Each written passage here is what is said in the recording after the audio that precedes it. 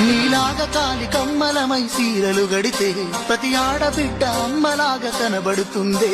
నీలాగా కూలి బిడ్డలమై గొడ్డలి పడితే మా నాన్న పడ్డ కష్టమెంతో తెలిసొస్తాందే. యుద్ధం చేసినవయ్యో పుష్పరాజు కష్టమే ఆయుధంగా, మొత్తం గెలిచినవయ్యో పుష్పరాజు ఇండియానే లంగా.